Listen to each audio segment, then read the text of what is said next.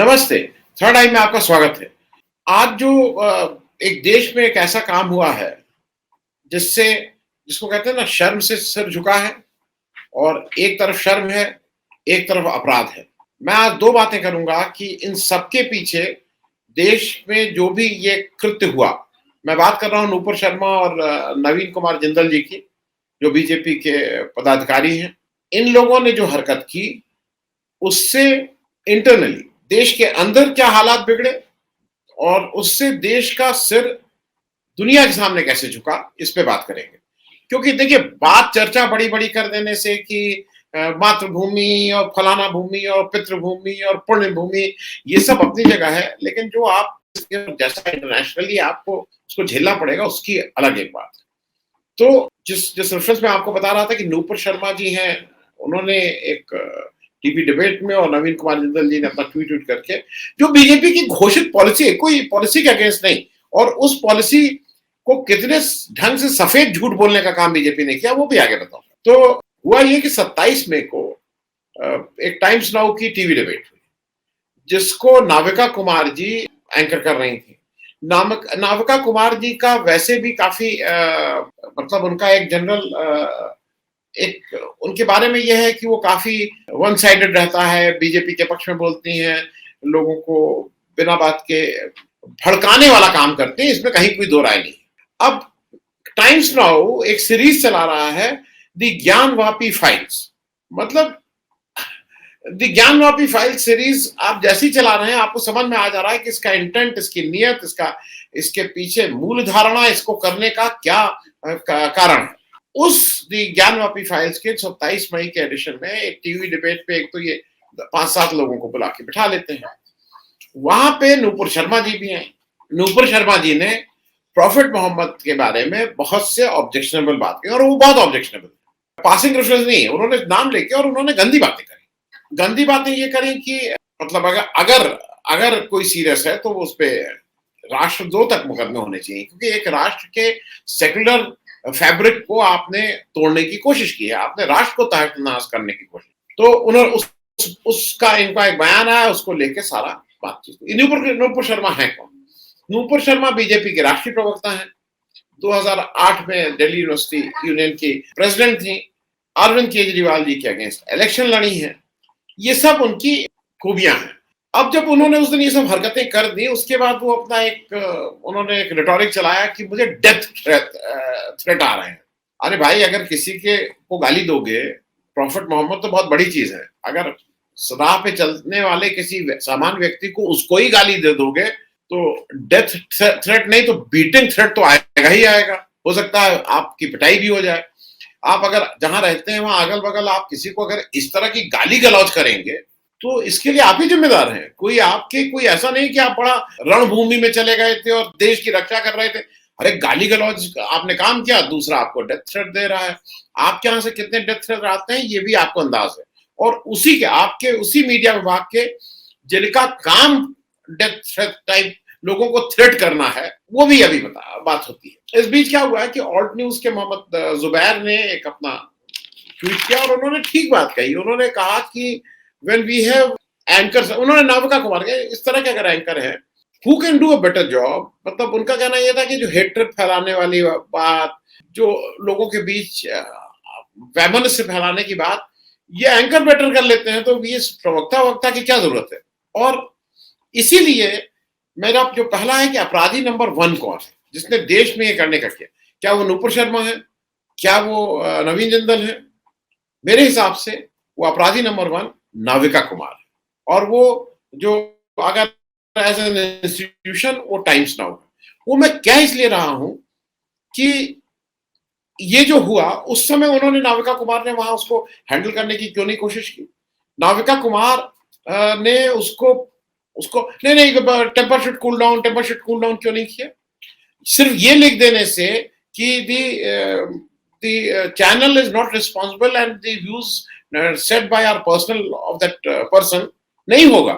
अगर मेरे घर में कोई बैठ के मेरे चैनल पे अगर कोई गाली गलौज करता है तो उसकी जिम्मेदारी चैनल की भी है। You are responsible. आप अपनी जिम्मेदारी से भग क्यों नहीं है? अच्छा, अब ये कर देने से कि जो टाइम्स नाउ है उसने वो वीडियो डिलीट कर दिया है, और आज जो दुनिया में मतलब जहां डिजिटल है, वहां आपके डिलीट कर देने से नहीं होगा, यूट्यूब में वो उपलब्ध है। और आप जब ये कह रहे हो डिलीट कर दिया गया, तो वो और देखा जा रहा है अब। क्योंकि एक तो ये है कि पहली बात यही होती है कि जब कोर्ट ने तारीख लगाई है, अब 4 जुलाई को ज्ञानवापी पे बातचीत होगी।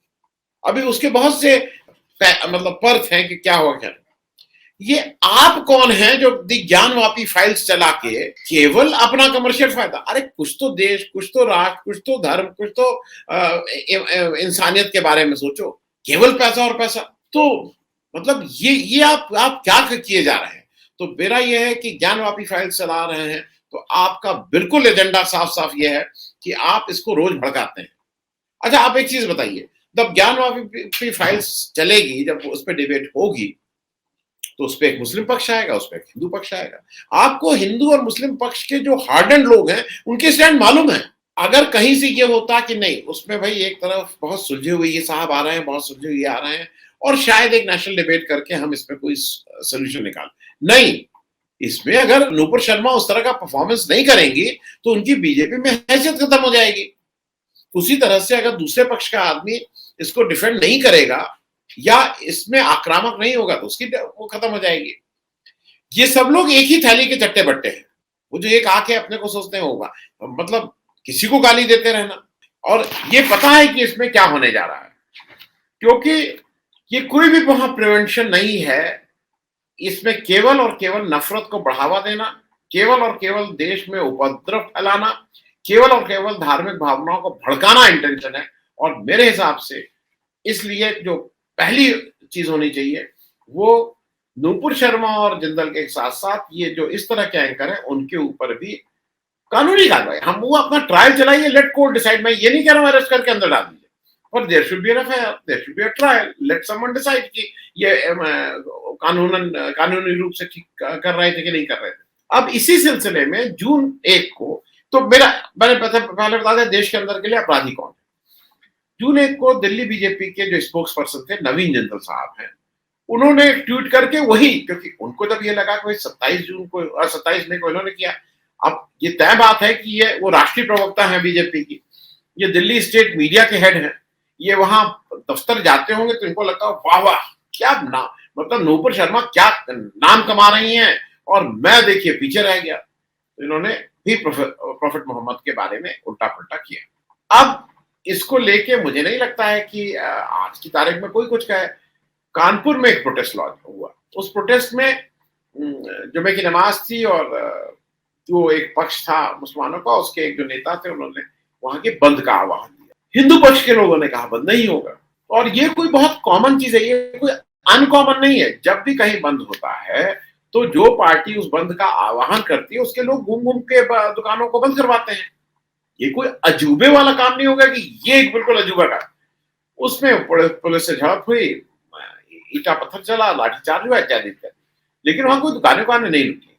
खैर, इन सब के जब ये सब चल रहा था, तो ये नवीन जिंदल के उससे और ट्रिगर ऑफ हो गया, उन्होंने और घी में कहा। अब नवीन जिंदल जी कौन है? नवीन जिंदल जी अपने को पत्रकार कहते हैं। उन्होंने जी न्यूज और सहारा और पंजाब केसरी में काम किया है। 2003 में बीजेपी के टिकट पे इलेक्शन भी लड़के हार चुके हैं, और उनका जो सबसे बड़ा एक जिसको कहते हैं ना फेम टू दिस प्लेस है, द फेमस वर्ड उनका है। उन्होंने किताब लिखी इस्लामिक मदरसा बेनकाब, और उन्होंने उसका विमोचन किससे करवाया? कि सुदर्शन साहब से, आरएसएस के जो सबसे बड़े वो हैं सर संचालक। तो आप समझ सकते हैं कि उनकी पहुंच कहाँ है और उनको आशीर्वाद कहां से प्राप्त है। अब क्योंकि ये किसकी शह पे ये सब हो रहा है, कौन रोल मॉडल है, ये कोई बहुत गेसवर्क कोई ऐसा नहीं कि बड़ा मुश्किल काम है कि पहचान कौन, ये साफ साफ है क्या है। अब मैं यहीं से बात कर रहा हूं कि इन सब के बाद एक ऐसा काम हुआ जिससे ये देश शर्मसार हुआ है, जिससे देश को, देखिए ये बिल्कुल फैक्ट बात है कि आपको अगर आप इंटरनली कुछ करते हैं, लेकिन अगर कोई बाहर वाला आपके इंटरनल एक्शंस पे, और वो भी आपके अपने नागरिकों के एक दूसरे के उसमें, कोई बाहर वाले एक्शन पे नहीं, आपके अपने नागरिकों पे अगर कोई इस तरह की बात करता है, तो मेरे हिसाब से तो शर्म की बात है। और उसके लिए मैं अपराधी वर्ड नहीं यूज करूंगा, क्योंकि उसके लिए जिम्मेदार कौन इज अ बेटर वर्ड। तो इस जो देश का में जो कि इन नवीन जिंदाल और नूपुर शर्मा के हरकत की वजह से जो देश शर्मसार हुआ, उसके लिए कौन जिम्मेदार है? देखिए, क्योंकि जून 3 को ये सब हुआ, जून 4 को ओमान के जो राष्ट्र के लोग थे, उन्होंने इस पे बहुत स्ट्रांग प्रोटेस्ट किया। फिर ओमान, कुवैत और ईरान के जो सरकारें हैं, उन्होंने हमारे एम्बेसडर्स को बुला के वहां पे उनका अपना प्रोटेस्ट लॉन्च किया। उन्होंने कहा बहुत गलत हुआ है।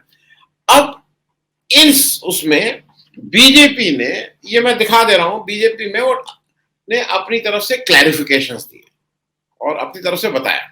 ये सबसे जो हेडिंग है वो सारी बात अपने आप कह देती है और उसमें कुछ बहुत समझाने की जरूरत रहेगी, तो इसलिए मैं टेलीग्राफ की हेडिंग ही लगा दे रहा हूं।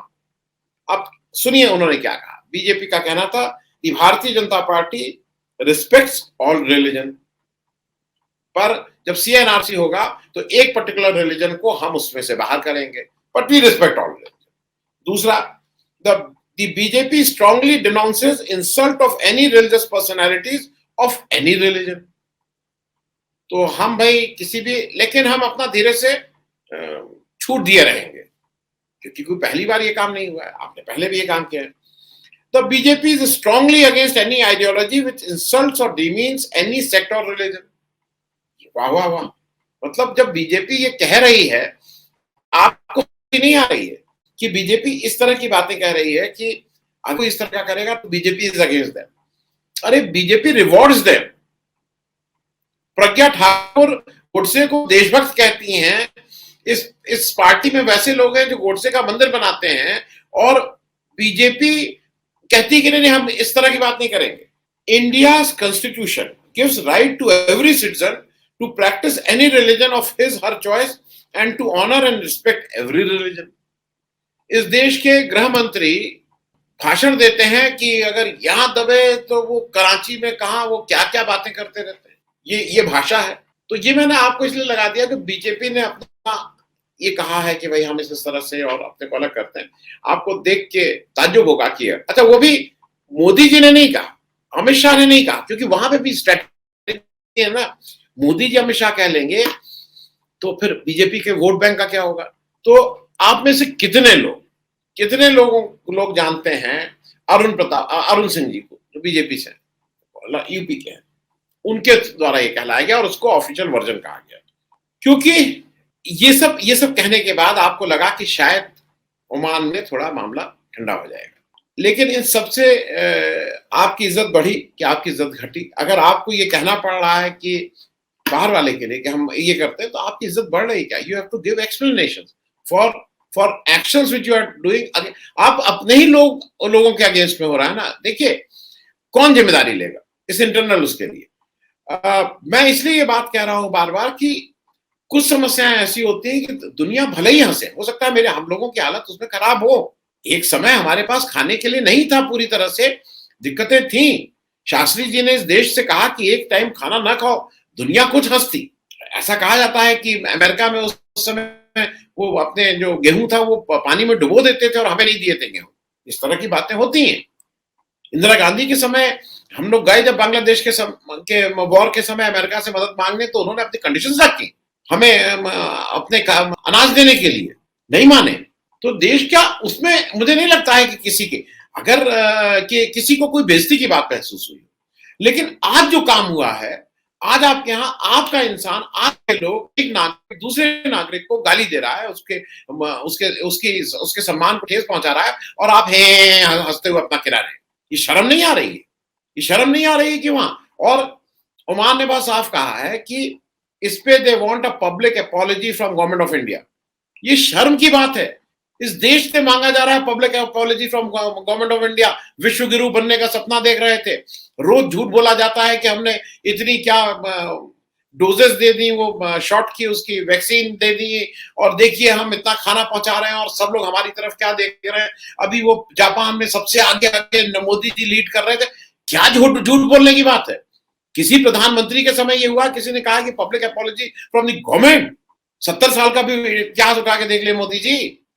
मतलब अभी तक तो जो देश में तबाही मचा रहे थे नोटबंदी से लेके, अब आप बाहर भी जो जो जिस तरह की ये बीजेपी सरकार चल रही है, उसमें बाहर कितनी वाहवाही हो रही है, ये उसका नमूना है।